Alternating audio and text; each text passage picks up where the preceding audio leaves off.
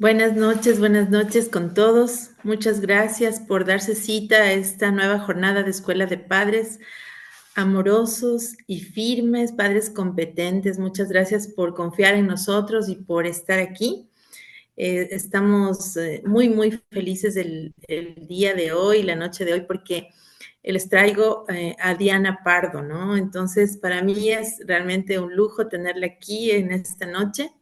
Les quiero contar que yo conocí a Diana hace muchos años, no les cuento cuántos para que no se pueda calcular la edad, pero bueno, ella fue mi maestra en un diplomado de lectores competentes que bueno, tuvimos la fortuna de recibir con ella. Yo realmente no he visto una persona tan clara, tan tierna, tan buena maestra como Diana.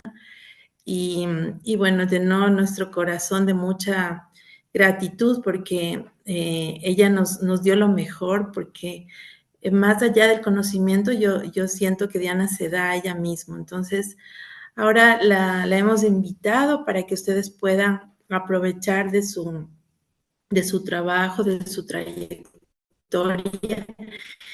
Y quería un poquito contarles quién es ella para que ustedes también se sientan muy felices y cómodos con su trabajo. Entonces, no sé si poder también conectarse y abrir sus cámaras para que Diana también se sienta acompañada, sería súper lindo, ¿no? Entonces, doy la bienvenida a Diana. Bueno, ella es Diana Cristina Pardo Bolívar. Ella es psicóloga clínica, también es conferencista y docente, con una destacada trayectoria en el ámbito académico y terapéutico. Ella es egresada de la Universidad Nacional de Colombia, cuenta con una maestría en psicología clínica y una especialización en evaluación clínica y tratamiento de trastornos emocionales y afectivos de la Fundación Universitaria, no sé si me equivoque, Diane, Conrad Lorenz.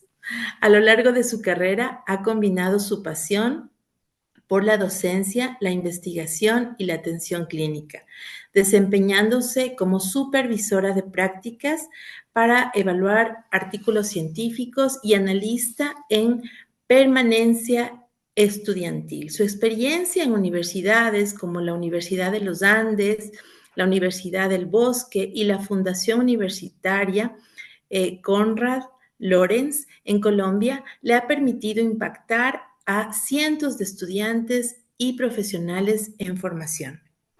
Además, Diana es autora de diversas publicaciones científicas sobre factores académicos y emocionales que inciden en el éxito estudiantil y ha liderado muchos proyectos de apoyo psicosocial en contextos educativos. Su enfoque humano, empático y basado en la evidencia ha hecho de sus conferencias y talleres espacios de aprendizaje y profunda transformación.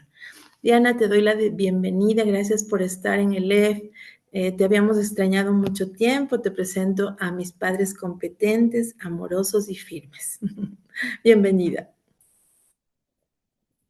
Janet, qué generosa con tus palabras, qué generosa con tu bienvenida, pero sobre todo, como siempre, qué cálido y qué amable se siente volver al LED. Para mí es un honor, es un privilegio y es un momento que atesoro porque creo que todos los que por alguna razón podemos pasar por el LED y conocer a las personas que lo componen, quedamos allí prendados para siempre y yo siempre voy a querer volver.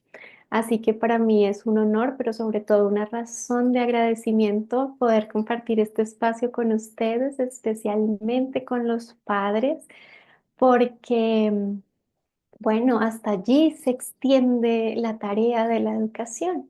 Va hasta los papás y en esta actitud que hoy quieren asumir como un poco como estudiantes, un poco en ese rol de tener la mente abierta, de aprender, de quizás proponerse hacerlo diferente, creo que refleja la valentía que nos contagia el LEF. Así que de verdad agradezco mucho la generosidad de que me abran sus puertas y bueno, con todo cariño Hoy vamos a conversar un poquito sobre ese tema tan apasionante que son nuestros propios hijos.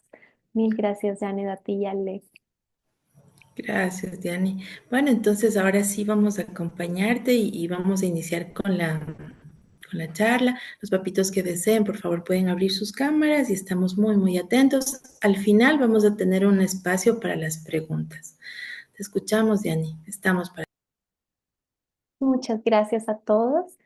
Bueno, como les contaba Janet, parte de mi pasión estos últimos años ha estado orientada a la investigación en cuanto a todos los factores emocionales que inciden en los procesos formativos de los más jóvenes. Seguramente han escuchado cosas, cuéntenme si alguien quiere abrir su micrófono y contarme, han escuchado cosas como que se les llama a nuestros chicos actuales la generación de cristal. ¿Han oído esa frase o alguno de ustedes ha tenido algún acercamiento a esa idea de que se les llama una generación de cristal? No sé si alguien me quiera contar si la ha escuchado, si le parece familiar. Muy buenas noches, le saluda Mario López, papá de Saray López. Sí, sí hemos escuchado, profe, Mario. justamente, ¿cómo está? Qué gusto. Que ahora se le llama justamente de cristal. Los chicos de ahora son diferentes a nosotros, no sé exactamente por qué los dicen así, pero sí he escuchado que los llaman así. Buenas noches, mi Sí, nombre es Wilber Anchapaxi.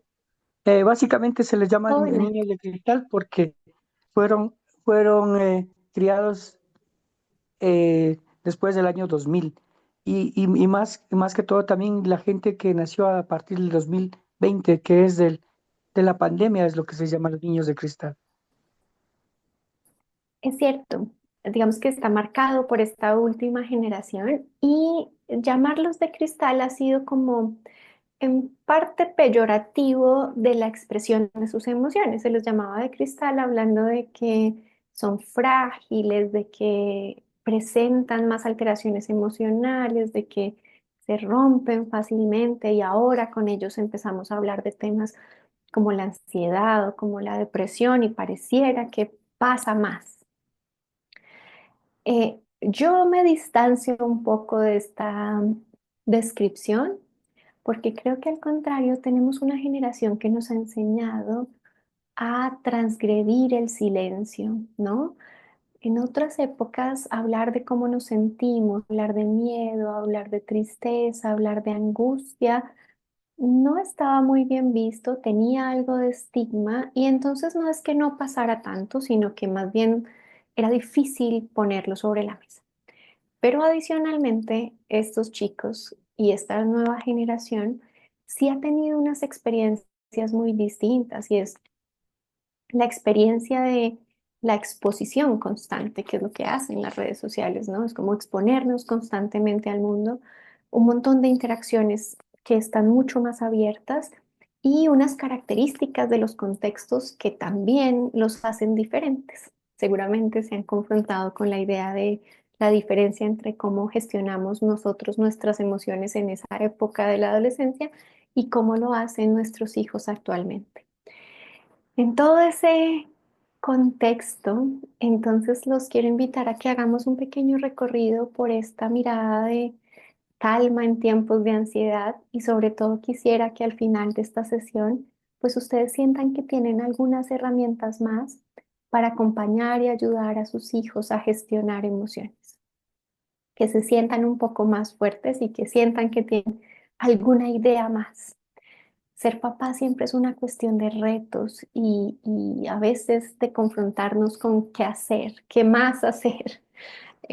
Veía muy conmovida el video que presentaron al inicio porque es siempre preguntarnos hasta dónde vamos a poder acompañar y qué más puedo hacer. Entonces quisiera hoy contribuir un poquito con esa respuesta y es ayudarles a dar algunas estrategias sobre qué más pueden hacer, especialmente hablando del tema de ansiedad.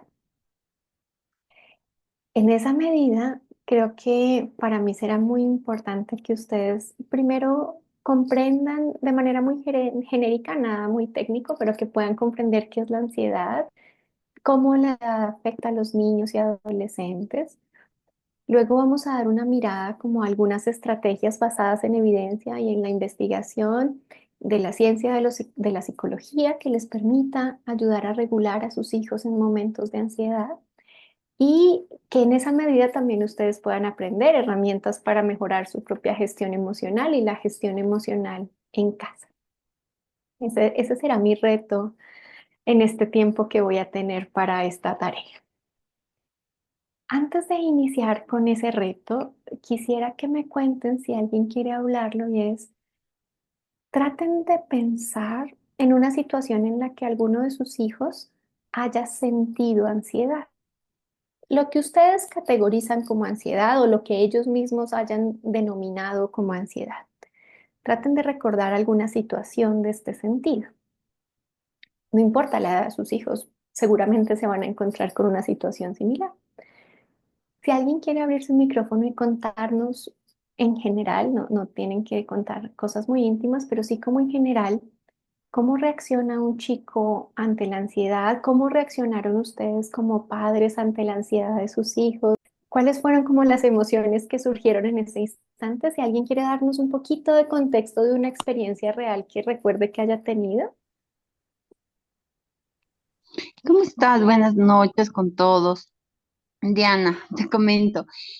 Por ejemplo, mi hijo practica un deporte, entonces él en su deporte él es arquero y pues ya iban como 7-0 y lógicamente él entró en un estado de ansiedad donde lloraba parado en el arco y yo estaba lejos, no podía ese momento mamá auxiliarle a su hijo porque no podía hacer Abrazarle, nada, claro. ¿no?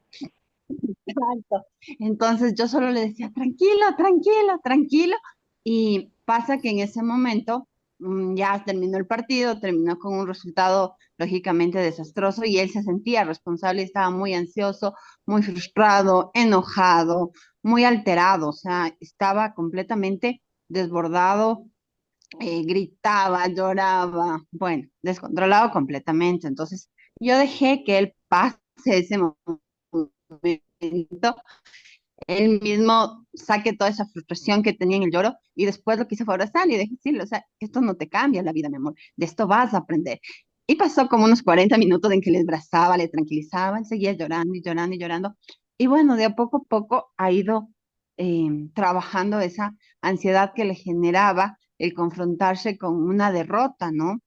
El tal vez asumir una responsabilidad. Entonces, lo único que le decía era palabras de que yo estoy contigo, yo te apoyo, te amo, hasta que él logre tranquilizarse. Y lógicamente, ya cuando él llegó a tranquilizar y bajar su emoción, le dije, mi amor, no está bien que reacciones violento, que grites, que llores, entiende, esto es para disfrutar, así es la vida. Un partido de fútbol no se acaba, hay cosas mucho más importantes y tú tienes que aprender a entender y reconciliarte contigo mismo. Entonces, eso fue algo con lo que yo trabajo todo el tiempo, ¿no? Esa frustración Claro. que a veces él tiene con las cosas y esta ¿Qué manera edad, de qué reaccionar edad a tiene veces tu violento. hijo? Con- Él tiene 13 años, entonces justo está entrando a este Ay, manejo es de emociones y lo que yo un trato momento es muy de difícil. respaldar que, que estoy con él, que le entiendo, hasta que logre tranquilizarse y luego pues le comparto o sea, le hago un feedback de todo lo que estuvo bien y estuvo mal y cómo podría tal vez él manejar para una futura ocasión. Entonces, Ok, es lo que yo personalmente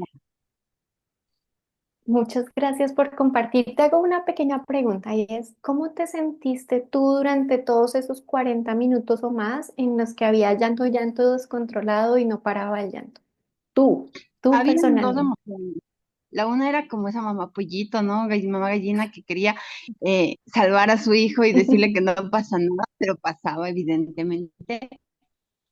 Y había un momento en el que yo también sentía ira, ¿no? Porque decía, o sea, ya cálmate, es algo Quiero que absurdo que estás te haciendo, calmes. pero trataba de contener y no decirle a él, pero era entre una tristeza por verlo así y a la vez un enojo, una ira al ver que no calmaba, al ver que no se podía controlar. Entonces yo primero respiraba y decía, contrólate, respira, porque si quieres enseñarle a que se controle, primero tienes que tú demostrar control en la pausa. Me acordaba de la Qué época de los difícil. berrinches de niños, ¿no? Que No, qué tenía que esperar el berrinche hasta difícil. que pase. Muy difícil. Dos frustraciones, ¿no? El de él por su terrible pérdida y la tuya de confrontarte con esa maternidad de no poder hacerlo. Muchas gracias por contarnos. Hacia ahí quiero dirigirnos. Te lo agradezco mucho. Levanta Ya. la mano, Doménica. Hola, Doménica. Buenas noches. Eh, Buenas noches, soy Adriana, mamá de Domi. Ah, tú eres Adriana. Sí, Ok. si nosotros estamos actualmente pasando una situación de ansiedad con mi ¿Qué hija. edad No, tiene Dome? no es de ella, es de una nena de su hermana de 13 años, de 2 añitos. Ok. Entonces estamos en un proceso de ansiedad, no te puedo contar cómo reacciona. Es una situación que se va a someter a un proceso quirúrgico delicado. Claro, En su corta edad, entender toda esta situación y los cambios que ella va a tener, tiene una ansiedad de todo este proceso, ¿no? claro. Entonces, ¿cómo manejar esto? ¿Cómo tratar de uno mismo no sentir esa ansiedad y transmitirla a ella? Claro, y ustedes más, porque si es una situación de salud, eso pone en juego además todo este rol de cuidado de papás, así que creo que están viviendo toda la familia una situación de ansiedad. Adriana, gracias por compartirlo. Vamos a hablar un poquito también sobre cómo manejarlo en familia. Voy a Gracias a darle la ti. palabra a Héctor y continúo, porque quería ponernos en contexto de que esto nos pasa a todos. Héctor, buenas noches. Hola Diana, ¿cómo estás? Buenas noches con Hola. todos. Bueno, sí, yo también pasamos una situación un poco complicada con mi hija también. Mi hermano estaba pasando una situación de divorcio y ellos son muy apegados a sus primos y, y ella pensaba que, bueno, en este caso mi esposa y yo nos íbamos también a divorciar. Y ella le dio un ataque bastante fuerte de ansiedad, e incluso empezó a dejar de comer porque sentía que se ahogaba, que se iba a trancar. Y claro, nosotros también nos asustamos como padres. Y claro, ninguno, por eso las generaciones son diferentes, ¿no? Por eso que quizás la generación de cristal, nosotros quizás como personas adultas hemos pasado situaciones quizás mucho más fuertes o más difíciles con nuestros padres, Buenas pero noches, ¿cómo está? Buenas noches. quizás, quizás nos, Amelita, buenas noches. quizás no nos afectaba de cierta manera tan fuerte y podíamos controlarlo y seguíamos. Pero ahí nos dimos cuenta que sí necesitamos un poco de ayuda. Le hicimos ver con un psicólogo, él le evaluó, nosotros también fuimos a él y nos dio ciertas soluciones para que ella pueda controlar esta ansiedad. Entonces nos dijo que lea, que pinte, de cierta manera también deportes y lo pudimos controlar. Lo pudimos controlar, ella pudo salir de ese tema y, y claro, buscamos esa ayuda profesional que quizás nosotros en ese momento no la entendemos porque quizás cuando pasamos esos momentos cuando éramos niños eh, salíamos sin ningún problema, pero hoy por hoy es muy diferente la situación que nuestros hijos pasan con las diferentes situaciones que tienen en la vida familiar o en la vida escolar. Y bueno, como anécdota te converso eso, que pudimos pasar ese problema que tuvo ella, ¿no? En ese momento. Qué Y bueno, estamos difícil. también ahorita con mi segunda hija estamos haciendo el mismo control psicológico, porque de cierta manera hemos visto que su rendimiento escolar ha bajado un poco también y presenta ciertas conductas y casi coincide en la misma edad que tienen cuando Época, mi claro. hija mayor, ajá, pero bueno, estamos tratando también de entender y de aprender también, porque son cosas, la vida pienso que es un continuo aprendizaje y también aprender a ser papás en situaciones como estas difíciles, ¿no? Eso te quería compartir, Diana. Gracias por compartirlo, Héctor. Uy, qué duro. Yo creo que también no es que no es que pase más tampoco, a veces es que otras generaciones no tuvimos permitido o estaba más estigmatizado hablar de nuestros miedos y de nuestras emociones. Hoy día, afortunadamente, podemos hablar de ello.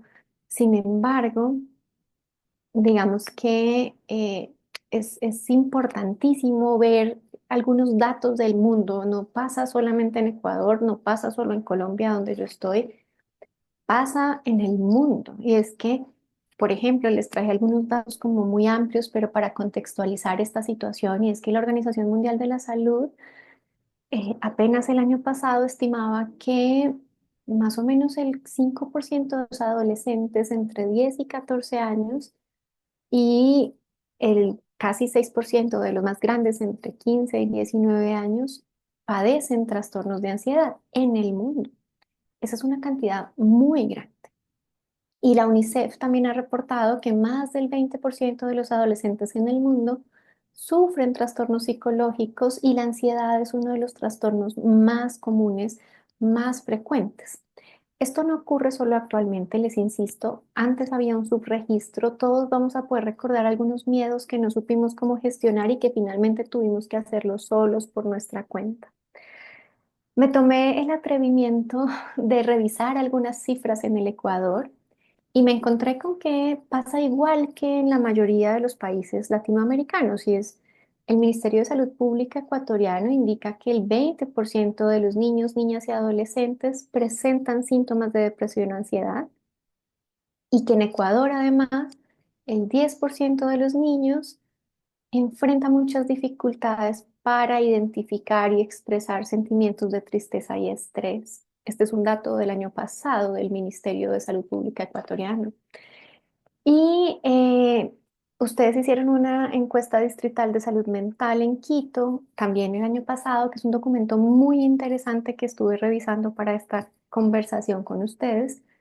Y resulta que la ansiedad, la depresión, las autolesiones y los trastornos somatomorfos que tienen que ver como con la somatización o con la transformación en síntomas físicos de algunas situaciones, constituyen el 42% de los casos de salud mental en el Ecuador. Así que lo que ustedes han comentado acá y estas preguntas que les hacía no están lejos de la realidad del mundo y de la realidad ecuatoriana.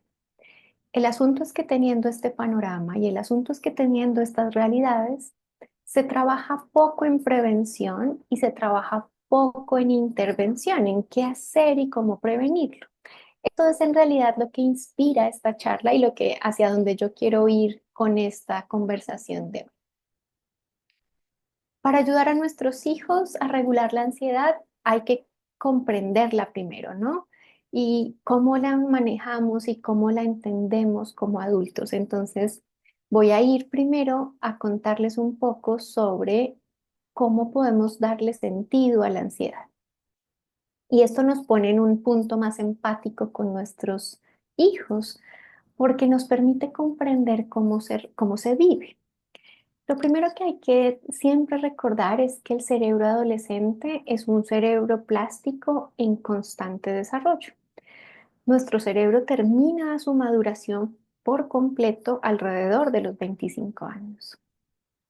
En la mayoría de los países, los hijos son adultos a los 18 o en otros a los 21, pero lo cierto es que todavía incluso en ese momento el cerebro está en constante desarrollo. Y hay dos áreas del cerebro que se desarrollan al final, que son las últimas que se terminan de madurar, que es principalmente la corteza prefrontal, lo que ocurre aquí detrás de nuestra frente, lo que está aquí en el cerebro, y toda la neocorteza del cerebro. Entonces, ¿qué pasa en esta época?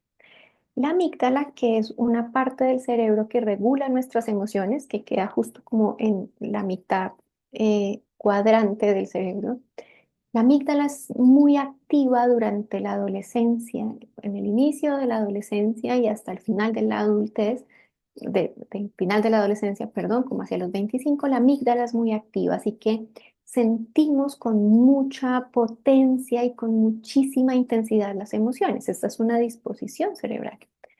Dependerá también de nuestro contexto, de nuestra personalidad. Habrá niños que lo expresen más o menos, pero en general todos los seres humanos tenemos un exacerbado trabajo de la amígdala durante ese momento. Entonces la amígdala está hiperactiva, sintiendo y recibiendo muchas emociones, ¿no? Y la corteza prefrontal está inmadura. La corteza prefrontal es como nuestro filtro, como el colador por el que pasan todas las emociones y se convierten en conducta regulada. En la corteza prefrontal es donde controlamos impulsos, en donde tomamos decisiones, en donde regulamos nuestro comportamiento, donde estamos ajustados al contexto. Es lo que hace que leamos el contexto, regulemos y nos comportemos adaptativamente. Eso es lo que ocurre con la maduración de la corteza prefrontal. Pero para el momento de la adolescencia, entonces nuestro cerebro está hiperactivo de emociones e inmaduro de corteza prefrontal. Por eso los adolescentes y las personas más jóvenes tienen mucho más ímpetu, son más arriesgados, tienen menos temor a algunas cosas, toman decisiones que uno dice, generalmente uno piensa, ¿no pensaste?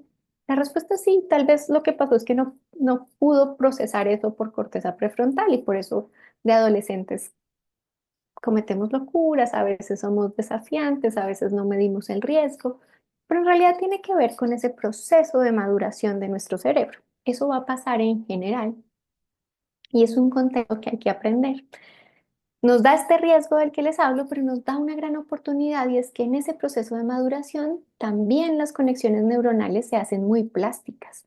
Entonces también estamos muy abiertos al aprendizaje. Ahí aprendemos la mayor cantidad de destrezas, de habilidades, incluso destrezas de regulación emocional. Por esto esta es una etapa tan importante, ¿no? Y sumado a esta inmadurez, digamos, cerebral, también están todos los cambios hormonales y neurológicos asociados al crecimiento. Está toda la explosión de nuestras hormonas que están haciéndonos crecer y desarrollar sexualmente. Entonces, es una combinación biológica que predispone a esta exacerbación de emociones.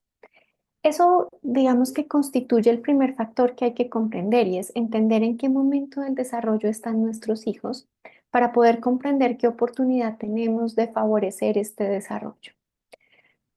Esto les va a pasar a todos, ¿no? Pero ese es como el escenario biológico. En ese escenario biológico hay un escenario comportamental y es importante entonces desmitificar a la ansiedad. Hay muchísimos mitos al respecto de la ansiedad y a veces se entiende a la ansiedad de maneras erradas y se malinterpreta el término, ¿no? Yo traje aquí solamente algunos de estos malas interpretaciones, pero sí puede haber que haya otras o si quieren preguntarme sobre otras, les ayudo a dirimir estas dualidades que ocurren a veces con respecto a la definición de ansiedad. Lo primero que debemos saber es que la ansiedad no es simplemente preocupación o un estrés pasajero. El estrés está asociado a una circunstancia particular, pero generalmente refiere a una activación en nuestro cuerpo que rápidamente disminuye. Y la preocupación a veces tiene que ver con alguna circunstancia natural ante un desafío de la vida. Pero la ansiedad en general se constituye como más persistente. A veces puede aparecer sin causa aparente, sin ninguna razón aparente. En los casos que nos comentaron los papás hace un rato, la ansiedad estaba asociada a un evento externo. El partido de fútbol, la separación de unos familiares, el diagnóstico de una enfermedad. Pero en algunos casos los síntomas de ansiedad también pueden aparecer sin razón aparente, como si no está pasando nada. Y eso cuestiona mucho, como no puede ser ansiedad si no está pasando nada. Nuestra vida está normal, la familia está normal, todo está normal. ¿Por qué nuestro hijo desarrolló ansiedad? Es perfectamente posible que no haya una razón contextual. En cambio, el estrés o la preocupación generalmente sí tienen siempre una razón contextual. Eh, y la ansiedad se caracteriza también por una respuesta fisiológica muy intensa, ¿no? Y es desproporcionada en relación con la situación.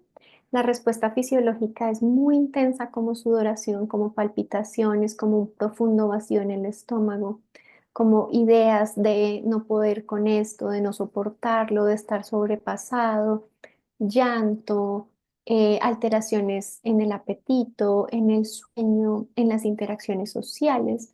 Entonces, no simplemente es un momento de estrés, sino que se convierte a veces en una reacción fisiológica bien intensa. La ansiedad es una condición que no se define como un rasgo de personalidad. No es que alguien sea ansioso, más bien alguien experimenta ansiedad, que es diferente. ¿Sí? A veces definimos a la ansiedad como un rasgo característico, como mi hijo es ansioso o yo soy ansioso. Pero cuando nos definimos intrínsecamente, lo que hacemos es minimizar la posibilidad de cambio. Cuando yo digo yo soy de ojos cafés, pues eso soy. Soy de ojos cafés, no puedo modificarlo. Ni siquiera si uso lentes de contacto. Igual, en el fondo seré de ojos cafés para siempre. Con la ansiedad no pasa lo mismo. La ansiedad es un estado y una experiencia. Entonces, cuando estamos experimentando una situación de ansiedad, también le damos chance a modificarlo, a cambiarlo o a regularlo. Entonces, no es una buena idea categorizar a los niños o rotularlos como ansiosos como rasgo de personalidad. Ese también es un error, no es una característica de la personalidad de nadie. Y sobre todo la ansiedad, y acá digamos que para mí es más importante que esto sea muy claro para ustedes, no significa debilidad de carácter, no significa fragilidad, no significa enfermedad. A veces pensamos que nuestros hijos son más frágiles o más débiles si muestran ansiedad, si muestran temores, si expresan intensamente emociones. En realidad, sentir ansiedad no es ningún signo de debilidad ni tampoco de fracaso parental, porque a veces también pensamos que implica un fracaso parental, ¿no? ¿Qué hice mal para que mi hijo esté experimentando ansiedad? ¿O en qué fallé? O qué, bueno, estas constantes preguntas y culpas que vienen abrazadas a la parentalidad, pero no significa ni un error parental ni una debilidad. Es una reacción biológica bastante normal y es una reacción biológica de nuestro cerebro ante la percepción de alguna amenaza, que no tiene que ver ni con el carácter, ni tiene que ver tampoco con las acciones del padre. Sí interfiere en algunos casos en el contexto, pero no es una razón de culpabilización. Si eso no es ansiedad, entonces, ¿qué es?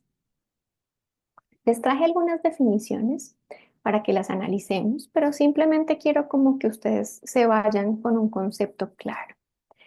Lo primero es que la ansiedad es una respuesta a una amenaza.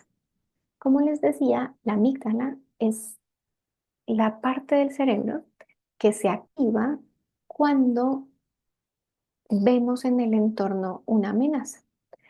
Entonces la ansiedad es una reacción de nuestro cerebro natural ante el estrés. El asunto es que la ansiedad como respuesta emocional es normal. ¿Cuándo deja de ser normal? Cuando se convierte en un trastorno de ansiedad, que es cuando es excesivo, desregulado y afecta la calidad de vida. Cuando persiste en el tiempo, cuando dificulta las actividades cotidianas, ahí estaremos hablando de que se convierte en un trastorno de ansiedad, porque en sí misma la ansiedad es una respuesta natural ante una amenaza. Siempre que los humanos nos sentimos amenazados, respondemos de tres maneras: o luchamos, o nos paralizamos, o huimos, dependiendo de nuestros recursos, de nuestras características o del mismo contexto. Y teniendo en cuenta como esto que como respuesta ante una amenaza, también se caracteriza porque es una desregulación del miedo y porque esa desregulación del miedo afecta el bienestar de los niños y en general de las personas. Esto nos pasa también a los adultos y es cuando sentimos que la amenaza es tan grande que no podemos resolverla, que la amenaza es tan grande que no podemos interactuar con ella y que en esa medida nuestro cuerpo se mantiene activado durante mucho tiempo. Ocurre una activación muy persistente. Entonces, ¿qué pasa? La ansiedad es una respuesta muy adaptativa y muy útil porque es el sistema de alarma natural de nuestro cuerpo. Digamos que nos ayudó a sobrevivir porque es la categorización del miedo. Cuando los humanos vemos una amenaza en el entorno, la que sea, un tigre, un león, se enciende la amígdala, envía un montón de señales a nuestro organismo, bombea sangre con mucha potencia, el corazón empieza a ir a 1000, esa sangre va a los músculos se tensionan, se inhibe la función digestiva, entonces no podemos digerir nada y nos preparamos. Nos preparamos para una lucha, nos preparamos para correr o nos preparamos para congelarnos y defendernos. Lo natural es que apenas pase la amenaza, apenas el tigre se va, toda la respuesta fisiológica disminuye y volvemos a la normalidad. O pues si el tigre resulta ser más grande y más fuerte, pues nos come y se acaba la historia. Pero lo natural es que ante la amenaza respondamos, reaccionemos. Es un sistema de alarma muy útil y muy evolucionado que nos permite actuar y luego regularse y volver a la normalidad. Generalmente se regula sola. El asunto es cuando los tigres no son reales, lo que nosotros llamamos una alarma falsa. Es decir, cuando la amenaza no es tan tangible y cuando la amenaza perdura en el tiempo. Es como llevar el tigre permanentemente detrás de uno. Generalmente eso pasa con nuestros pensamientos. Si el tigre es real, se resuelve pronto, pero los pensamientos se convierten en ese tigre que amenaza permanentemente. Me voy a permitir muy respetuosamente usar un ejemplo que ustedes mencionaban y es, si uno de estos niños piensa que sus padres se van a separar, que tal vez se va a quedar solo, que quizás va a pasar por el momento de despedida de uno de sus padres, que de pronto van a tener que cambiar de casa, que van a cambiar sus condiciones de vida y lo piensa y lo piensa y lo piensa, es como tener un tigre amenazante permanentemente al lado, ¿no? Y el cuerpo responde igual, responde exactamente igual. Acelerado el corazón, un vacío en el estómago, una tensión muscular, una sensación permanente de tensión. Eso desencadena muchísimas consecuencias a mediano plazo, porque ese sistema está diseñado para apagarse pronto, no para durar así permanentemente. Entonces, ¿por qué la ansiedad se ha vuelto una constante? Pues porque eh, actualmente los pensamientos se han vuelto bien ansiógenos. Los niños están expuestos a pensamientos de mucha ansiedad. Ganar, mantener a su familia, tener buenos resultados académicos, tener unos vínculos sociales estables, unos vínculos virtuales estables, unas imágenes particulares, muchas cosas que se convierten en factores que nos obligan a pensar en nuestro tigre interno y esa alarma que es falsa porque no es que nuestra vida literalmente esté corriendo peligro, hace que deje de funcionar correctamente el sistema y entonces empezamos a estar en entornos en los que ya no podemos predecir. Una manera de prevenir la ansiedad, por ejemplo, tiene que ver con esto, con mantener entornos predecibles. Los chicos sepan cuál es la regla, por eso creo que me gusta mucho el lema de ustedes como papás y es padres firmes.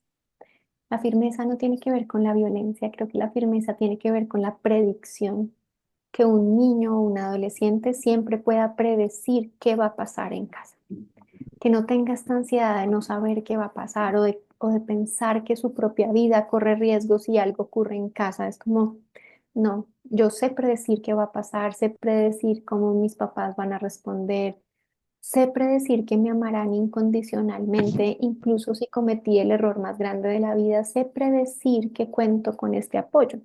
Predecir es muy importante porque tal vez una de las emociones más difíciles de lidiar para los seres humanos, y ustedes lo habrán vivido en carne propia, es la incertidumbre. Vivir la incertidumbre tal vez es una de las emociones más difíciles y lo que genera más angustia. Entonces, bueno, volviendo al sistema de alarma, la ansiedad aparece ante alarmas falsas. Cuando aparece ante alarmas verdaderas, un peligro real, una angustia real, pues es muy adaptativa. Es desadaptativa cuando obedece a alarmas falsas. Y la ansiedad se queda o se mantiene y pasa con nosotros mucho tiempo porque evitamos o la evitamos. Entonces, tanto nosotros personalmente como a veces los papás preferimos aislar a los niños de la ansiedad y esa evitación de la ansiedad la mantiene porque hace que al no exponernos a la alarma falsa y no acercarnos a ese estímulo aversivo, sigamos temiendo falsamente. Por ejemplo, en el caso que nos narraban hace un rato, eh, esta mamá en su angustia habría podido decir, bueno, pues entonces que el niño no sea más el arquero. Vamos a quitarlo de ese puesto para que no sufra, que no juegue más fútbol y así se evita el sufrimiento. Sé que esto no es lo que pasó, pero si hiciéramos algo así, estaríamos haciendo un ejercicio de evitación que mantiene la ansiedad, porque este chiquillo nunca se va a volver a exponer a esa circunstancia y a darse cuenta que no es una situación que ponga en riesgo realmente su vida. Simplemente evitamos que tenga contacto y eso provoca que las personas no seamos capaces de comprobar, de darnos cuenta por nuestra propia experiencia que esas situaciones o estímulos o cosas agradables realmente las podemos aprender a manejar y nos volvemos cada vez más valientes, como cuando alguien tiene miedo a hablar en público.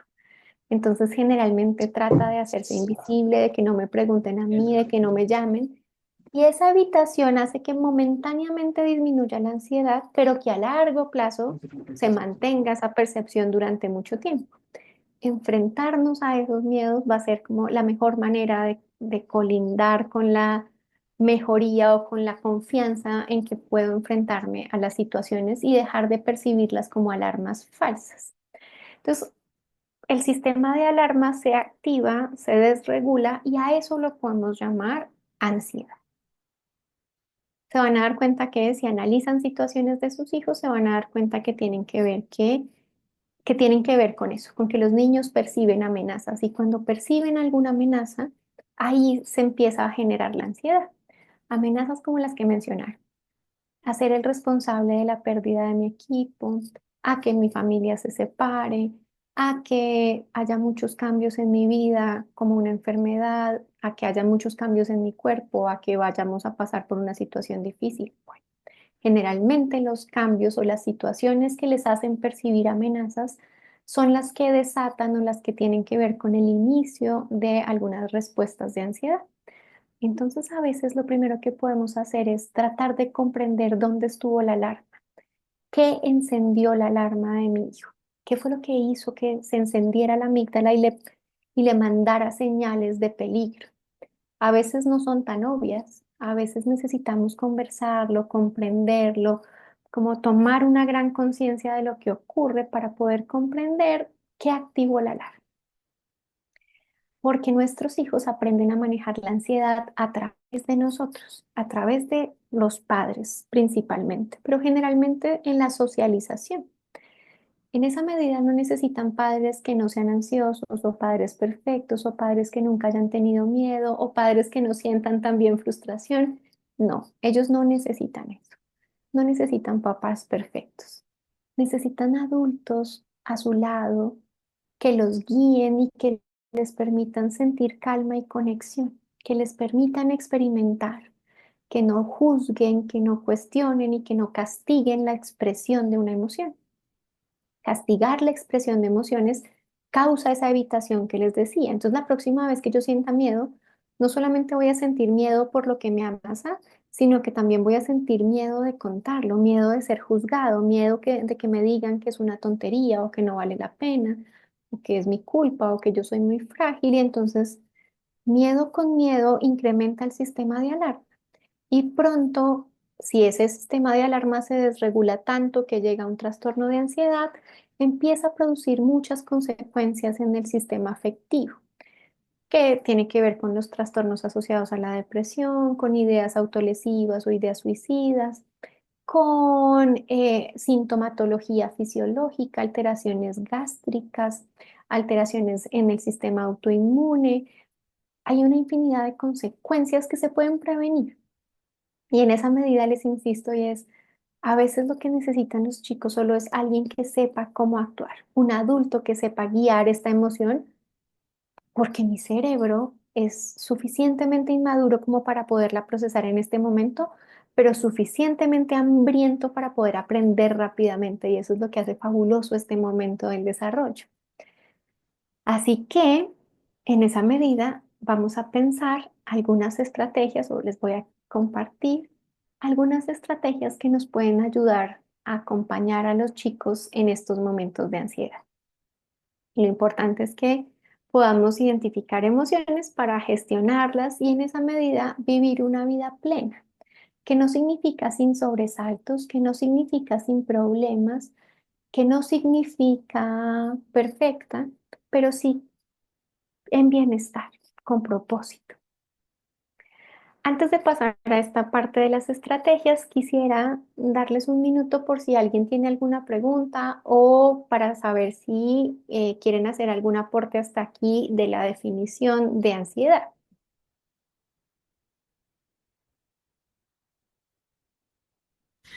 Muchas gracias, Dani. Sí, está abierto el chat también para que puedan preguntar por Si me medio del ayudas a chat. leer el chat, Janet, te lo agradezco. Si todavía Si hay no, alguna pregunta, no ok. he escrito todavía alguna pregunta, pero si pueden o también abrir sus micrófonos y preguntarte directamente. Buenas noches. Hola, buenas noches. Mi nombre es Verónica Díaz. Mi hija está en octavo. Y bueno, yo tengo una pregunta porque en realidad en esta transición de niña a preadolescente hay muchas barreras comunicacionales, ¿no es cierto? Entonces, en determinado momento, yo noto que ella quiere ser perfecta. O sea, no entiendo cómo explicar, pero es como que siempre tiene que ser 10, siempre tiene que estar limpio, siempre tiene que estar bonita, siempre tiene que ser la primera, siempre tiene que terminar primero y tiene que ser la abanderada. ¿Me explico? Y yo lo veo bien, porque digo, bueno, es un orgullo que te guste, pero llega un momento en el que me dice cosas como, ay, mami, qué iras, saqué 9.3. Y yo le digo, pero ¿por qué iras? Porque no entendiste, porque no sabes, porque te confundiste, porque sabías la respuesta y pusiste otra cosa. No más, que no es un 10. Entonces, a ratos como que me preocupo. Yo me preocupo. O sea, ella creo que lo toma normal, pero a mí sí me preocupa. Es muy autoexigente. A ti, Verónica, digamos, ¿te importa mucho su nota? ¿Te importa mucho que sea la abanderada, que siempre tenga un 10? Digamos, O sea, en a realidad, la familia, ¿qué tanto le interesa? no sé, a ver, no sé si es la ventaja o desventaja, pero ella pasa con mis papis. Entonces, en la casa de mis papis hay muchas fotos, muchas cosas que dan cuenta de los logros de todos nosotros. Entonces, todos somos algo, me explico, en algún momento fuimos algo, sacamos algo y somos 6 hijos, entonces la galería de fotos de todos está por todo lado. Claro. Eso una. Entonces, de alguna manera, yo creo que eso ha incidido, pero no es que yo le digo, tú tienes que ser. Yo le digo, mientras tú comprendas, mientras tú sepas, si tú no sabes, dime para un refuerzo, si tú no sabes, dime para ayudarte, si tú no sabes, hagamos juntas. Pero ella es, no, ma, yo siempre sé, yo sí puedo, yo sola puedo. Y yo sí, ok, todo bien. Entonces, como que es como que tan ella a ratos que es que yo soy una crack. Entonces, a ratos me asusto con eso de soy una crack, porque es como que, hija, todo está bien. O sea, si te equivocas, está bien, pero tampoco quiero, o sea, como que ese 10 forever. ¿Me explico?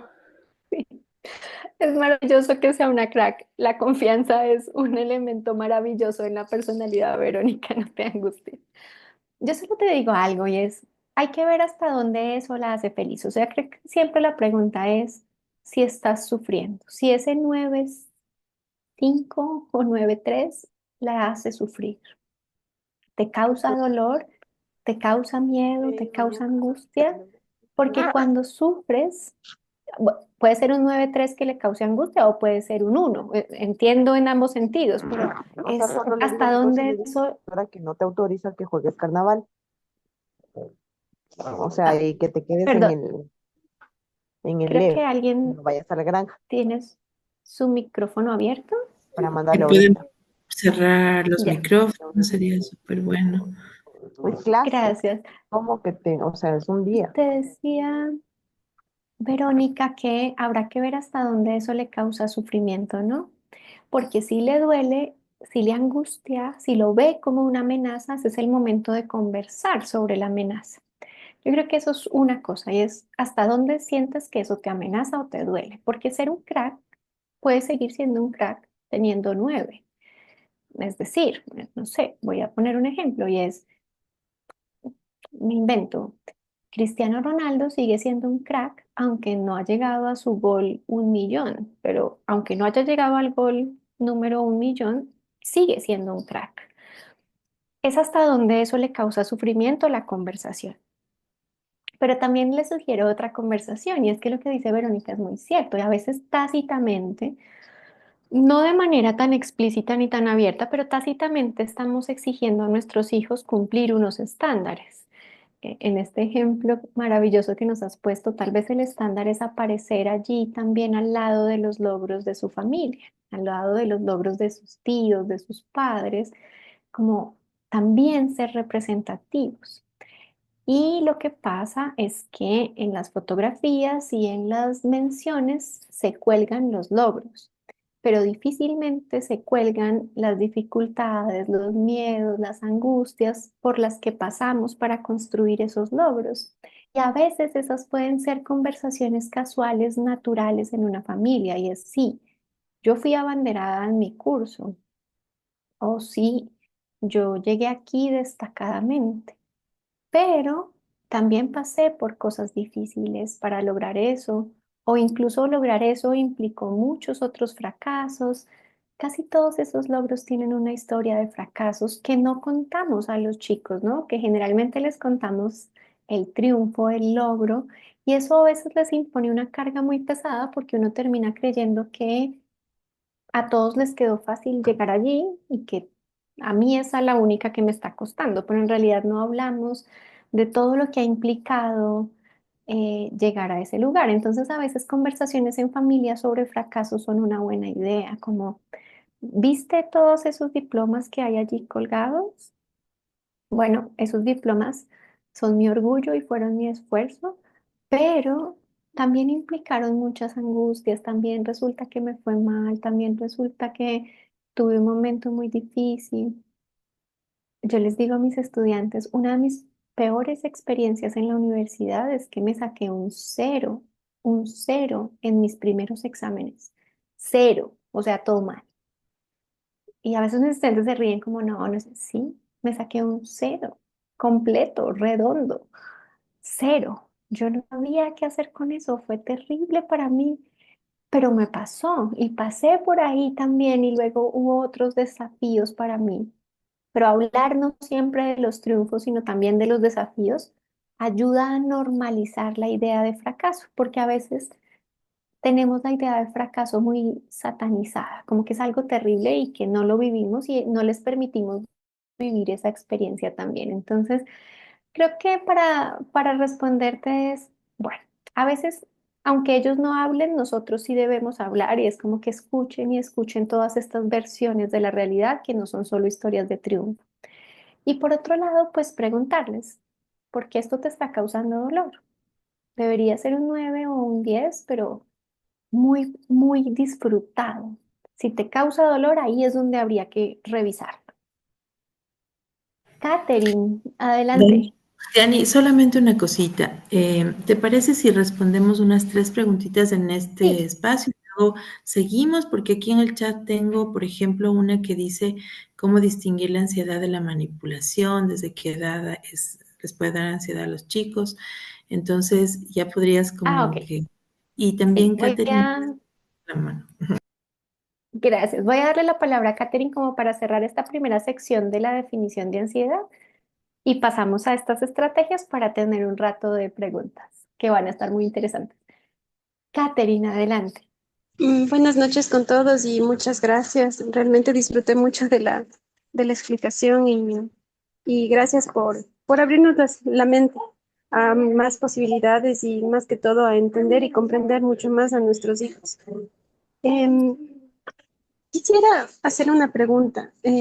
Mi hija es pequeñita, no es adolescente, tiene 3 añitos. Sin embargo, sí noto que hay cosas que quiero enseñarle desde ahora para que ella, cuando sea adolescente, yo mm, tenga más herramientas en el tema emocional. Yo sé que ella me entiende mucho acerca de cuando ella está triste, me explica y todo y trata de explicarme lo que siente, pero yo quisiera enseñarle a que tal vez el camino es lo más importante más que el objetivo y el que, como usted mencionaba, que disfrute lo que ella haga. Yo sé que ella es muy inteligente y sé que va a conseguir muchas cosas, pero yo quiero que ella disfrute de la vida, no que se agobie por temas que tal vez no son tan importantes, como las notas o cómo que califican el tema de los profesores, los compañeros. Entonces, esa era mi pregunta. ¿Cómo puedo enseñarle a ella a que disfrute el camino más no el objetivo que ella tiene? Katherine, gracias por tu pregunta. Mi respuesta va a ser un poco cruel y es, no vas a poder evitarle el dolor de la adolescencia. Igual esas transiciones van a pasar. Pero por supuesto que sí hay herramientas que desde la infancia van a favorecer estos procesos, pero en todo caso y en cualquier caso vas a tener que pasar o van a pasar por estos cambios adolescentes que serán naturales. Te voy a responder con la siguiente diapositiva que tiene que ver un poco con algunas estrategias que si bien ella no es adolescente, tú sí puedes empezar a implementar desde ahora que está pequeñita y que le va a ayudar como a reconocer sobre todo que las emociones que experimentamos son naturales, que podemos transitarlas y que esa es la mejor manera. La primera estrategia es la estrategia de validación.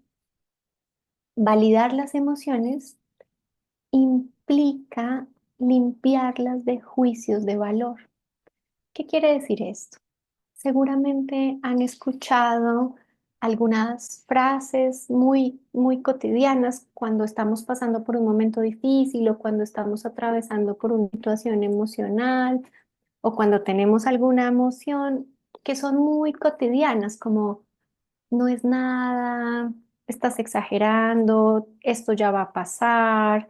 em, bueno, los latinos en Colombia nos parecemos mucho y tenemos algunos refranes como eh, no hay mal que por bien no venga, hay el tiempo lo cura todo, no es necesario, no vale la pena, sí, como un montón de frases que están asociadas a no vivir la emoción, que están asociadas a dejar de sentir lo que estamos sintiendo o que generan algo de culpa porque nos hace sentir que tenemos total control.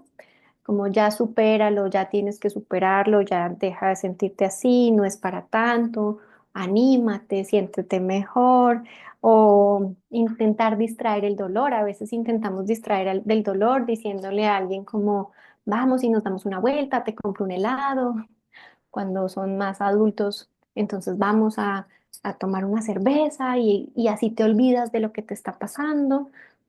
Todas esas respuestas que les pongo como ejemplo son respuestas invalidantes, porque no le permiten a la persona que está experimentando una emoción sentir la emoción. Nos hacen pensar que la emoción es incorrecta, que hay que pasarla rápido, que hay que dejar de sentirla o que no es apropiado sentirla. Entonces, una de las primeras estrategias que pueden usar con sus hijos adolescentes es la estrategia de la validación. Validar disminuye la reactividad emocional, favorece las conexiones con los adolescentes. Hay muchos estudios de padres validantes con hijos que tienen menos respuestas emocionales o por lo No menos quiere menos ir. desreguladas. ¿Qué le hago? Y en esa medida, No. Ya, teacher. Disculpe, teacher, gracias. Hasta luego. creí que era conmigo, pero no es otra teacher.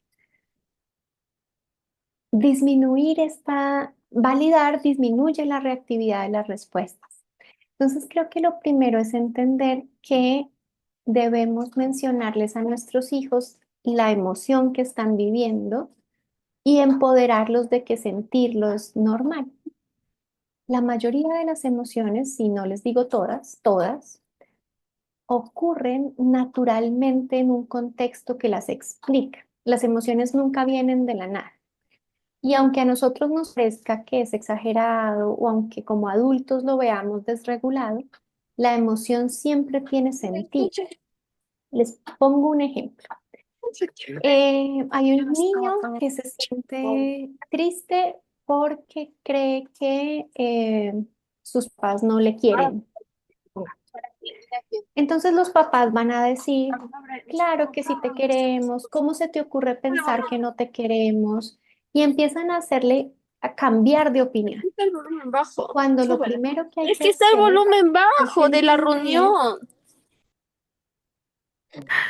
Sí, por favor, que silencien los micrófonos. Son demasiados y no alcanzo a ver cuál está silenciado, sino Jonathan, si nos ayudas para poder silenciar y que de Gracias. Yo soy súper distraída, van a ver, entonces estoy siempre como atenta a quién me habla. Entonces les ponía el ejemplo, ¿no? Estos papás van a querer hacer cambiar de opinión a sus hijos. Van a querer decir como, sí te queremos, no te preocupes por eso, ¿cómo se te ocurre pensar que no te queremos? Una mejor estrategia sería pensar es entendible y tiene mucho sentido que si nuestro hijo piensa que no le queremos, se sienta triste. Esa emoción tiene sentido, es muy lógico. Está creyendo que no le queremos y se siente triste. Entonces, al interactuar validando, lo que podemos decir es eso. Veo que te sientes triste. Es natural que te sientas triste porque pensaste que no te queremos. Es normal que te sientas triste porque crees que no te queremos. La tristeza va a pasar, te vas a dar cuenta de nuestro amor infinito, aquí estaremos siempre contigo, es normal esta tristeza. O si ocurren sensaciones o sentimientos de ansiedad, es lo mismo, es mostrarle, es normal esa frustración, es normal sentirte así porque te frustraste, porque hay que explicarles por qué ocurre la emoción. Entonces, mira, tú eras el guardameta, tú eras quien estaba encargado del arco y tu equipo va perdiendo por 7 goles. Es normal que te sientas frustrado, un poco culpable, es normal que te sientas incluso un poco avergonzado. Te voy a acompañar, la vergüenza va a pasar, voy a acompañarte en este momento de llanto, déjame abrazarte. Antes de cambiar de emoción, como ya pasa de ahí, antes de pasar la página, será importante que validemos que la emoción existe, que la emoción está ocurriendo. Esto va a funcionar desde los más pequeñitos, pasando por los preadolescentes y los adolescentes, pero es una herramienta que incluso entre adultos es muy potente. Una de las herramientas más valiosas en psicoterapia es la validación, que las personas sepan que sus emociones tienen una lógica, tienen un sentido natural y que es aceptado comunicarlas, que no hay prisa por cambiarlas. A veces tenemos mucha prisa por cambiar la emoción, rápidamente hacer que desaparezca, que no se sienta más triste, que no se sienta más enojado, que no se sienta más ansioso, que rápidamente cambie la ansiedad. Y eso tiene que ver más conmigo que con el otro, con mi propio miedo como papá o como mamá, que mi hijo sufra o a que esté pasando por un momento difícil. Y entonces en nuestro afán de cambiar la emoción, la invalidamos. Lo ideal es permitir que la emoción esté un tiempo. Todas las emociones son naturales, por eso los humanos sentimos todas las mismas emociones, todos los humanos hemos sentido las emociones básicas y las tenemos. Y parte de lo que nos ayuda a regularlas y a expresarlas mejor es aceptar que estén, sin afán de que se pasen, sin prisa de que dejen de estar. Ni nosotros como papás, ni ellos. No hay prisa para que te recuperes de la tristeza, no hay prisa para que pases la ansiedad. Tomémonos un segundo siempre para explicar por qué vino esa emoción. A veces los chicos no logran comprender por qué vino esa emoción. Solo se sienten muy agobiados, pero no entienden por qué vino. Entonces, aunque sea obvio, a veces hay que explicar lo natural de la emoción. Es natural que si alguien te rechazó en el colegio o no te permitieron entrar a un juego, es natural que te sintieras rechazado y es natural que eso te hiciera poner frustrado, triste, decepcionado, bueno, la emoción que fuese. Es natural porque esto pasó. Validar es permitir que la experiencia esté y validar también es ponerle contexto a la emoción porque nos permite entender en qué situaciones vienen estas emociones. Entonces, una de las mejores herramientas para ayudar a los niños tanto a prevenir cuadros ansiosos como a transitar por ellos es ser validantes, que implica lidiar con nuestro propio miedo a las emociones. No es fácil ver a un hijo sufrir, no es fácil verlo pasar por un mal momento, no es fácil como sentir que está atravesando un duro instante, pero eso implica nuestra propia regulación para permitir que pasen por ahí en el tiempo que necesiten pasar, pero sobre todo que comprendan que no vamos a hacer ningún juicio sobre la emoción, que no tenemos un juicio de valor, como, como que estemos preocupados porque no sientan más. Es una cosa que a otras generaciones nos pasó mucho, ¿no? Y es como que nos apresuraban a dejar de sentir cosas y a salir rápidamente de las emociones. Entonces, una estrategia es validar. Y conectada a esa estrategia está nombrar emociones.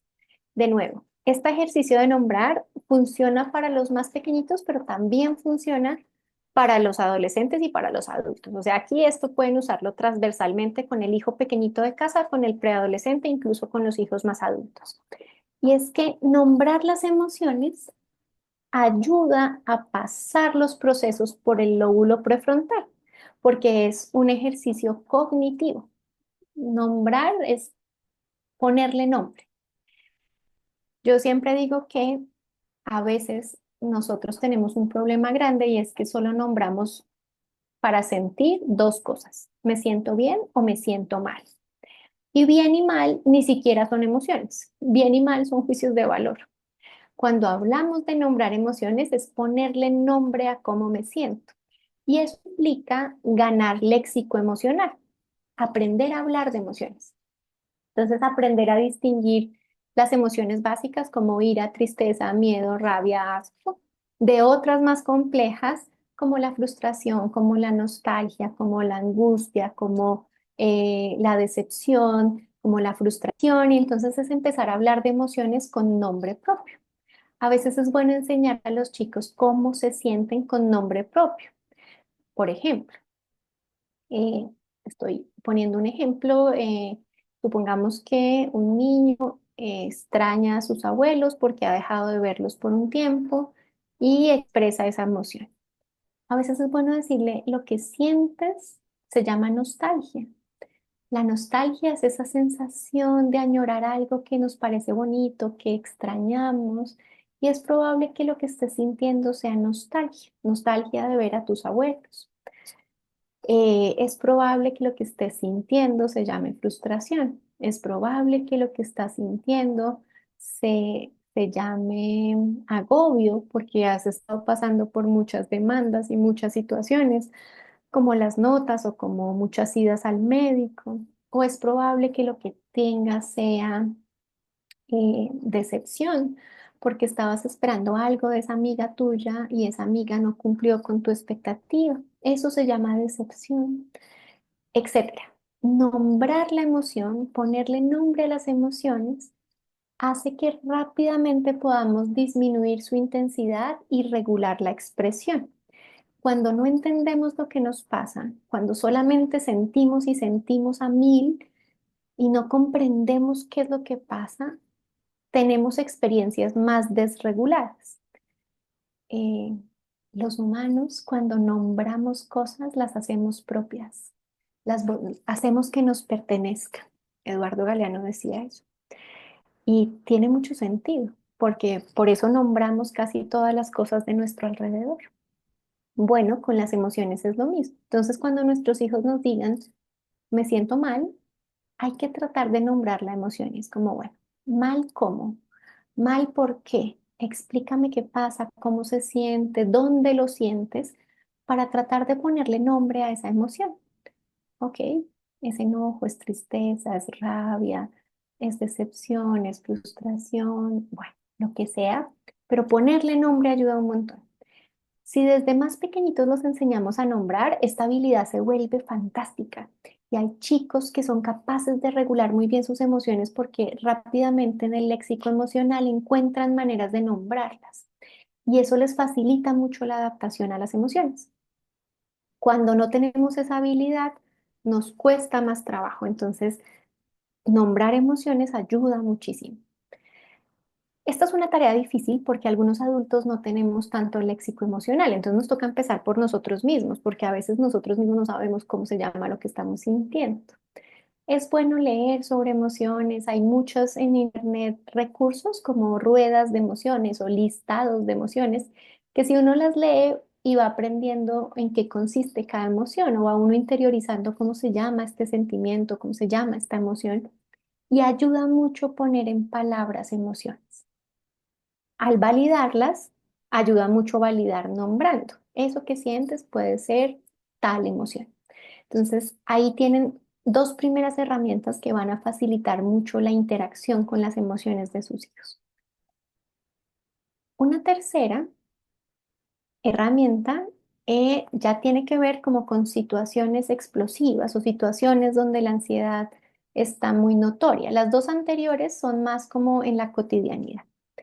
Pero, por ejemplo, en una situación como la que hablábamos hace un rato de el llanto descontrolado o una respuesta muy angustiante o una sensación de perder el control, funciona muy bien esta técnica que se llama STOP. El STOP, bueno, fue diseñada por una psicóloga muy reconocida que se llama Marsha Linehan. Y Marsha Linehan dice como la ansiedad no es que se elimine de inmediato, ¿no? Pero lo que podemos hacer cuando la experimentamos, pues no se elimina porque es adaptativa y porque la tenemos que vivir cuando percibimos una alarma, etcétera. Pero lo que sí podemos aprender es a tolerarla y a manejarla sin ser impulsivos. Lo que podemos aprender es que nuestra respuesta no nos ponga en peligro ni a los demás y que nuestra respuesta no se sienta descontrolada. Entonces el stop es una estrategia que pueden enseñar a los chicos y ustedes mismos para acompañar una emoción que está desregulada. Un llanto muy intenso, una sensación de ahogo, una crisis de pánico, ahí va a funcionar muy bien el stop. ¿Cómo funciona el stop? Entonces, lo primero es detenerse, es no reacciones de inmediato. No salgas a correr, no huyas, busca un lugar seguro y detente. Un lugar seguro puede ser un adulto, alguien en el colegio, tu papá, tu mamá, un hermano mayor, pero encuentra un lugar seguro para parar. Cuando sientas que la emoción se dispara y que no la vas a poder regular y que el llanto viene de inmediato y que tu estómago se pone vacío y que tu corazón palpita, detente. No huyas, no corras, no te pongas en riesgo. Entonces a veces ayuda como sostenerlos, a pedirles que se sienten, acompañarlos a tomar un instante, parar, detengamos. La T significa take a breath, que es respira, ¿no? Respirar profundamente. La respiración es mágica. La respiración oxigena la sangre, oxigena el cerebro, todo nuestro cuerpo funciona con oxígeno y es mágica en el sentido de que manda señales de tranquilidad al cerebro para que disminuya la alarma que se acaba de encender. Entonces, no solamente es porque disminuya la respuesta fisiológica, sino porque realmente le manda señales al cerebro de disminuir la activación y permite con más oxígeno tomar mejores decisiones, permite literalmente pensar. Cuando tengamos que tomar una decisión importante hay que respirar porque el oxígeno permite pensar con claridad. Entonces, detenerse y respirar. Una estrategia muy sencilla pero muy fácil de guiar la respiración es la estrategia 4-5-6, que es muy simple, la pueden hacer ahorita conmigo y es respirar, inhalar por la nariz contando hasta 4. Podemos ayudarle a los niños. Entonces es entrar aire por la nariz, 1, 2, 3, 4. Mantenerlo, 5, y expulsarlo por la boca despacito en 6. Entonces sería algo así como mantener, exhalar por la boca, 6, 6. 4, 5, 6. Ayudarles a respirar en ese orden. Inhalar en 4, mantener 5 segundos, exhalar 6. Respira conmigo, 4. Y hay que modelarles, ponerse enfrente y ayudarles a respirar. 5, exhalo, 6. Despacio, respira. Haz que tu respiración llegue a todas las partes de tu cuerpo. Es como si entraras oxígeno y llenas la pancita de oxígeno cuando inhalas. Es como si se llenara el estómago, como si se inflara un globito. Mantengo, exhalo. La O es observar. Y ahí, después de que respiré, puedo observar. Ahí es cuando les digo que puede venir válida. Y es observa tus pensamientos y tus emociones. Trata de ver qué estás pensando y qué estás sintiendo. Háblame. Pienso que todos se van a burlar de mí. Pienso que papá nunca va a volver. Siento miedo de lo que va a pasar en esa evaluación. Ahí es el momento de hablar y de nombrar la emoción. Y eso empieza a pasarlo por el prefrontal y me ayuda a tener control. Y finalmente, la P de proceed es de actuar. Ahora que ya te detuviste, respiraste, observaste lo que está pasando, ahora sí podemos actuar. Actuemos sin impulsividad, actuemos con conciencia. ¿Qué quieres hacer? ¿Quieres detenerte? ¿Quieres un abrazo? ¿Quieres ir a hablar con tu papá? ¿Quieres llamar a tu compañera? ¿Quieres quedarte un rato en mi regazo? Que lo que decidamos como la siguiente actuación haya primero pasado por este filtro de autorregulación.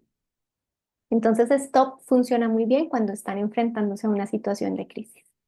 Detenerse, ayudarles a respirar, identificar los pensamientos y los sentimientos que están ocurriendo, nombrarlos y decidir una acción sin impulsividad. También nos funciona a los adultos, no solo funciona con los chicos. Otra técnica que funciona muy bien es la técnica de desactivar. Aquí en desactivar, lo que primero necesitamos desactivar es el sistema, más bien activar el simpático, el límbico, el sistema límbico. Cuando de nuevo les hablo aquí del enfrentamiento a una crisis, a un chiquillo muy desregulado, que se siente muy ansioso, que está con mucho temor, que siente que pierde control, eso significará desactivar. Desactivar, una de las maneras más simples de desactivar es eh, el frío. Los seres humanos, nuestro sistema vago reacciona muy bien al frío y nos hace volver nuevamente en conexión con nosotros mismos y activar todo el parasimpático.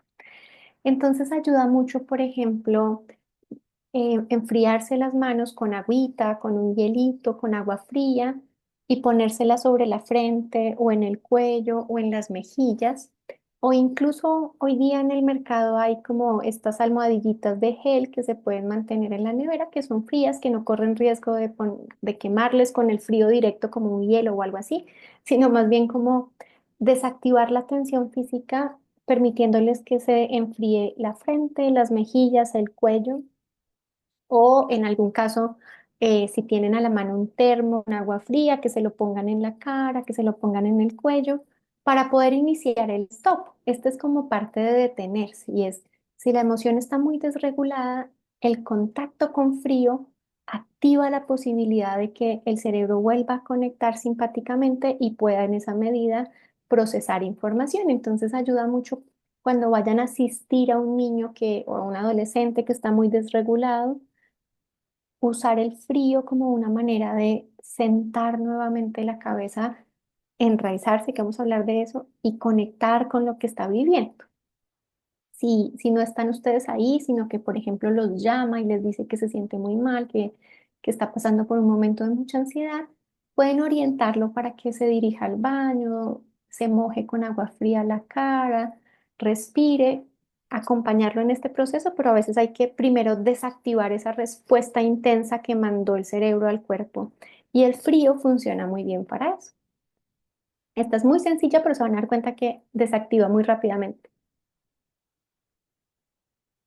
La siguiente es, perdón, me regresé. Ya. La siguiente es una estrategia que a mí me gusta mucho, que es una estrategia derivada del mindfulness o de ejercicios de contacto con el momento presente, que se llama grounding. Grounding significa literalmente como enraizarse, como echar raíces, como poner los pies sobre la tierra. Cuando estamos muy activados emocionalmente, muy tristes, muy enojados, muy ansiosos, muy temerosos, la razón que sea que activó una emoción muy intensa, a veces necesitamos conectar con la realidad porque seguramente estamos pensando cosas que no hay. Tengo un miedo intenso, nadie me va a querer, me voy a morir, algo malo va a pasar. A veces esos pensamientos nos hacen desconectar de la realidad. El grounding ayuda mucho a volver a conectar con la realidad. Y lo que los humanos tenemos como principal recurso para conectar con la realidad son los sentidos. ¿Cómo sabemos que estamos en la realidad? A través de nuestros sentidos. Entonces, ayudar a los niños a hacer grounding funciona muy bien cuando están muy alterados también. Entonces, es empezar a nombrar sentidos. Primero, abre tus ojos y nombra, dime 5 cosas que puedas ver. Hay que activar el sentido, entonces por consiguiente hay que describir 5 cosas que puedo ver. Entonces, por ejemplo, veo un vaso azul, veo un esfero negro, veo una pantalla gris, veo este mouse blanco. 5 cosas que yo pueda ver, nombrarlas, como activar mi sentido de la vista. 4 cosas que pueda tocar.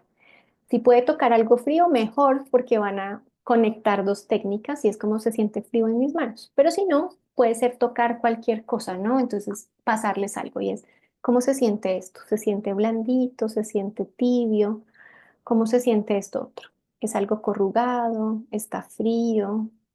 Ir nombrando 4 cosas que puedo tocar y sus texturas. Poner a mi cerebro a trabajar en conectarse con el sentido del tacto. Luego, 3 cosas que puedo oír. Es activar mi sentido del oído. Puedo escuchar el ladrido de un perro a lo lejos, puedo escuchar el sonido del televisor, ¿qué cosas puedo oír? 2 cosas que puedo oler. A veces es a uno mismo, ¿no? Como a qué huelen mis manos, o si se percibe un olfato, un olor, perdón, pero mencionar 2 cosas que activen el sentido del olfato y una cosa que puedo saborear. Si tienen a la mano un dulce, una menta, un chocolate, un poquito de agua, lo que sea, activa el sistema del gusto. Pero si no hay nada a mano, también puede ser simplemente saborear nuestra propia saliva. Es suficiente para que el cerebro recolecte toda esa información del exterior a través de los sentidos y disminuye la activación fisiológica. De inmediato se va a regular las palpitaciones, se va a regular la respiración, se va a disminuir la tensión muscular y ahí ya pueden pasar a nombrar la emoción. Es una estrategia que ayuda mucho para desconectarse de la cabeza 1000, que es la que encendió la alarma, y conectarse de nuevo con el momento presente para tomar decisiones con los pies enraizados sobre la tierra. Entonces el grounding también es un ejercicio que ayuda mucho en estas situaciones de alta tensión o en estas situaciones de alta desregulación. Siempre acuérdense por los sentidos, es muy fácil. 5, 4, 3, 2, 1, 5 cosas que puedas ver, 4 cosas que puedas tocar, 3 cosas que puedas oír, 2 que puedas olfatear y una cosa que puedas saborear. Funciona muy, muy bien. Y en general yo creo que aquí tienen como una serie de estrategias sencillas y simples que los van a conectar con su propio poder como papás, que les dan una idea, una estrategia, pero que además no los hacen sentir tan desfavorecidos o tan desvalidos de no sé qué hacer. A veces basta con retomar la calma y algunas de estas les van a ayudar también a acompañar en calma una emoción altamente desregulada de sus hijos. Por supuesto, esto no quiere decir que vamos a prescindir de la ayuda experta si la ansiedad persiste, si las desregulaciones son muy constantes, si está afectando otras áreas de la vida como el rendimiento académico, el sueño, el apetito. Hay que acudir a un profesional en salud mental, por supuesto, pero digamos que en otras situaciones más cotidianas estas son unas buenas herramientas para aprender a lidiar con esas emociones que pueden ser muy intensas, especialmente en la ansiedad.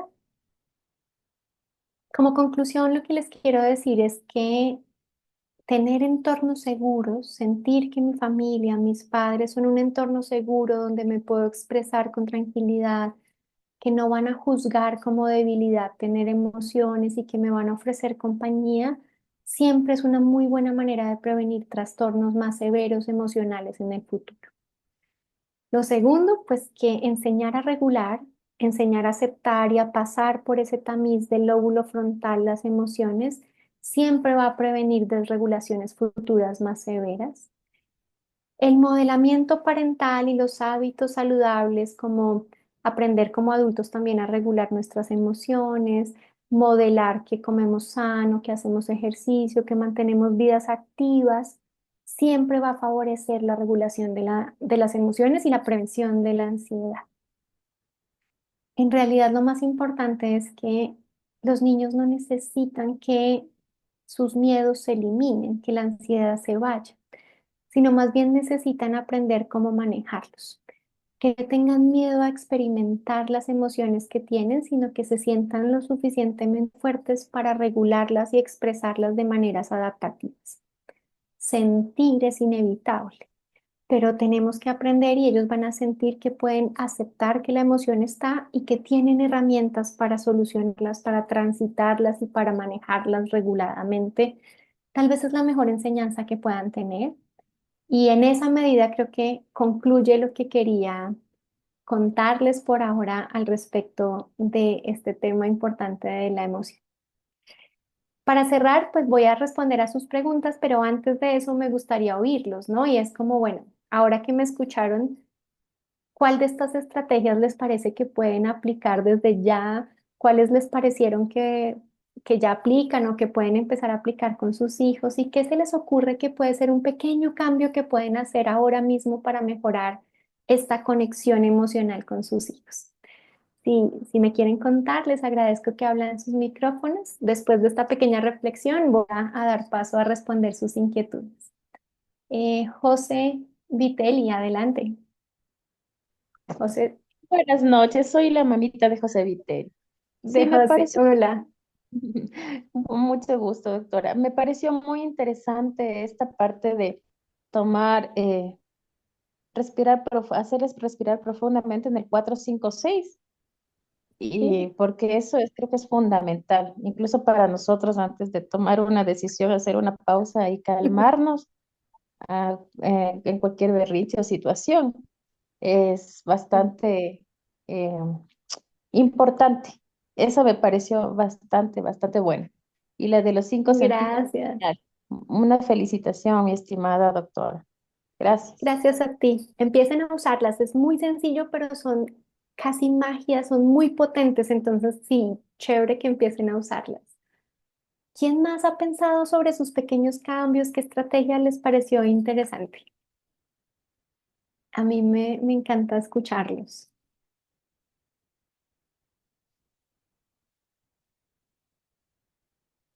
Sí, Víctor Hugo. Buenas noches, doctora, ¿cómo está? Buenas, Sí, a mí me muy pareció bien. el de nombrar las emociones, que yo tengo una nena de 7 años, entonces creo que eso ayudaría mucho para que vayamos identificando, porque de hecho sí tiene mucha razón que nos quedamos a veces en el estás bien o estás mal, y hasta ahí, o estás alegre, un poco triste, pero creo que muchas veces hay otras emociones que ya las pueden ir identificando y al dar el nombre, de pronto se racionaliza en el cerebro y eso le va a hacer pasar la página o mejorar en el punto de aceptar la situación y seguir. Muchas Da una gracias, sensación de excelente. control. Sí. Gracias a ti. Eso da una sensación de control. Y los 7 años es un momento perfecto porque ahí están adquiriendo mucho lenguaje. Entonces es incluir en el lenguaje palabras que describan emociones. Eso va a ser fabuloso, pero claro, eso tiene el reto de que como papás también nos toca aprender esas palabras porque a veces no las usamos tampoco cotidianamente, ¿no? Claro que sí, eso es un reto que toca ya ponerse a aprender también a la par, estudiar y muchas gracias, excelente su trabajo, su manera de explicar, abrió muchos los ojos a ver nuevas cosas. Muchas gracias. A ustedes por su escucha. Bueno, pues entonces creo que este es el momento más importante y es que, Janet, si me puedes leer algunas de las preguntas que tenemos aquí, yo creo que Sí, tenemos unos minutos para poder resolverles las inquietudes que parece que son muy interesantes en el chat. sí, me pareció interesante una pregunta que pusieron y que como muy común esto de cómo distinguir si es manipulación o ansiedad, ¿no? Esa fue una de las primeras preguntas que salió y creo que es importante que la Sí. respondas.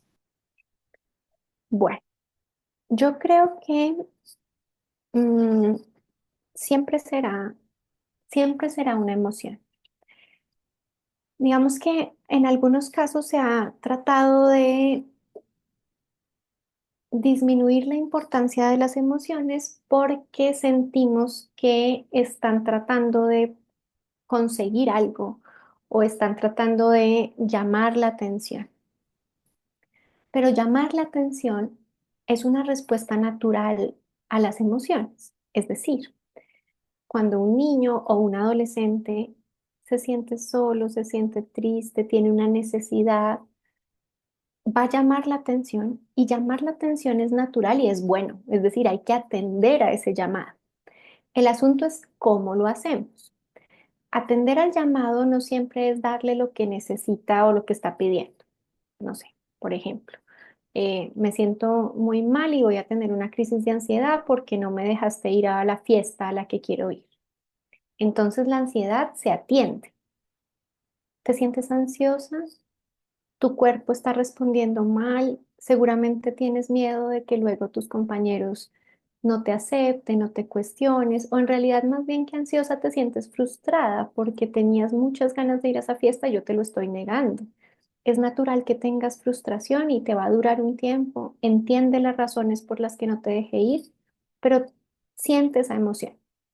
Entonces, al mismo tiempo que validamos y que le permitimos expresar su frustración o su enojo o su ira, no en todos los casos se cede a la demanda. Si ya fuimos firmes diciendo que la hora de regreso era tal hora o que no puede ir a tal lugar, no hay necesidad de ceder a la demanda, porque los chicos siempre van a entender que sus emociones serán validadas, serán aceptadas, serán reconocidas, pero no siempre la emoción conduce a obtener lo que queremos. Justamente tu frustración surgió porque yo te negué algo, te dije que no. Y es normal que al decirte que no, tú te sientas frustrado, te sientas frustrada, enojada, y por eso tu cuerpo esté reaccionando así. Entonces, te acompaño, es normal que sientas eso. Si quieres tomarte un tiempo y alejarte porque estás enojada conmigo, está bien. Te voy a acompañar desde aquí, te voy a llevar un vaso con agua, voy a esperar a que tengas más ganas de hablar conmigo. Siempre validar la emoción porque la emoción es real. Lo que no tiene que pasar es ceder siempre a las necesidades, porque la emoción no siempre significa que yo obtenga lo que necesito, que ahí sería más un ejercicio de reglas claras y de estructuras más firmes en las decisiones parentales, porque más allá de una manipulación, siempre los chicos tienen que entender que las emociones serán validadas en mi casa y en mi hogar, aunque no siempre me conduzcan a obtener lo que estoy buscando. Entonces yo creo que mi respuesta sería como siempre se valida la emoción, pero no siempre se conduce a lo que está buscando o se obtiene lo que está buscando porque no siempre será posible. Muchas gracias, Diani. Hay otra pregunta relacionada al tema de respiración, o sea, ponen si es que en algún momento en esta crisis de ansiedad se le dificulta respirar, ¿no? Y hacer todo esto que tú has mencionado. ¿Hay algún método que pueda ayudar para que pueda respirar mejor o pueda controlar esto para poder aplicar la técnica? Sí, lo primero es que hay que entrenar respiración siempre. Muchos, a nosotros no nos lo enseñan, ¿no? Respiramos por inercia, porque toca, pero respirar es un arte y eso lleva mucho entrenamiento. Entonces lo que les diría es, si desde muy pequeñitos pueden tener momentos de tranquilidad en los que les enseñen a respirar, es maravilloso porque en momentos de crisis va a ser más fácil guiarlos en respirar.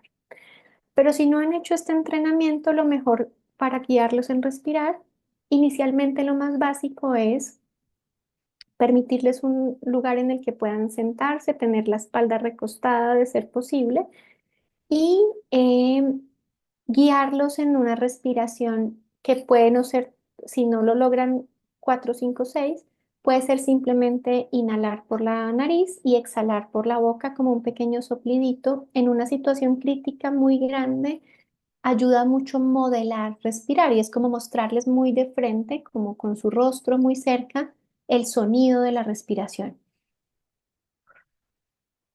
Hacerlo con ellos y hacer un sonido un poco exagerado que haga acompasar la respiración.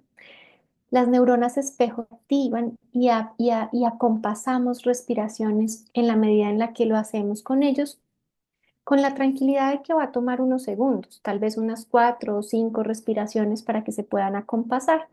Entonces a veces es tomarlos de la mano o si se pueden cerca del regazo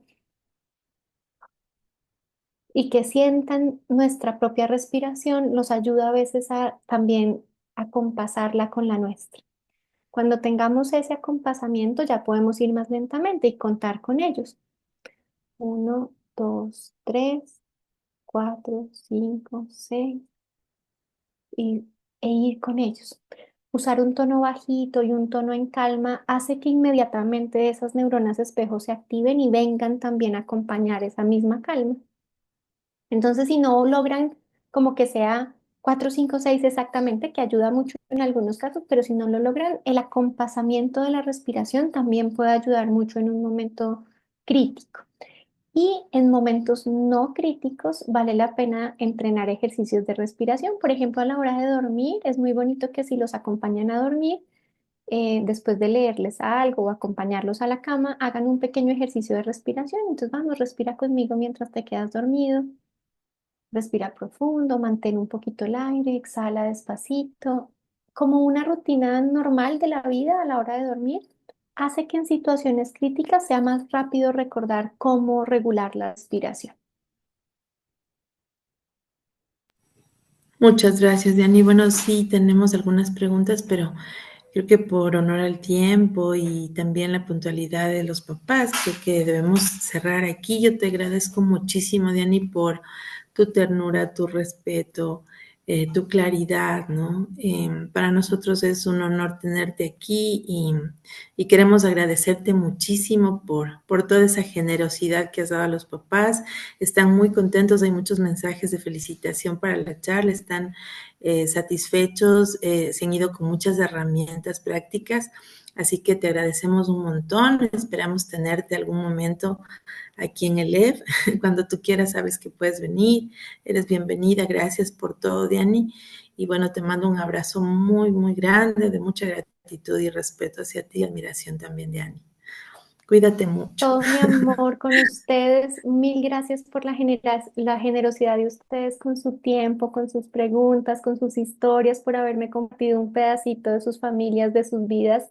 Eso para mí realmente es un honor. Me alegra que se sientan satisfechos siempre que necesiten y siempre que yo pueda ayudar de alguna manera, cuentan conmigo. Y bueno, les deseo muchísimos, muchísimos éxitos en esta labor de crianza, que siempre es agradecida y hermosa a pesar de los retos que implica y que ustedes estén aquí, que se conecten, que dediquen este tiempo, realmente habla muy bien de su compromiso. Entonces yo solo tengo admiración y cariño por ustedes. Mil gracias por invitarme, Janet, siempre y a ustedes por escucharme hoy. Tengan una bonita noche. Gracias, Diani. Gracias también a todos los papás que se han comprometido con este trabajo tan lindo de ser padres y de acompañar a sus hijos de esta forma tan hermosa y con mucho amor. Así que gracias por estar, por conectarse, por creer en nosotros y por también estar pendientes de sus hijos y tener estas herramientas tan valiosas que va a ayudar mucho a acompañarlos en el camino. Les mandamos un abrazo súper grande a cada uno. Buena noche y gracias a todos. Un abrazo.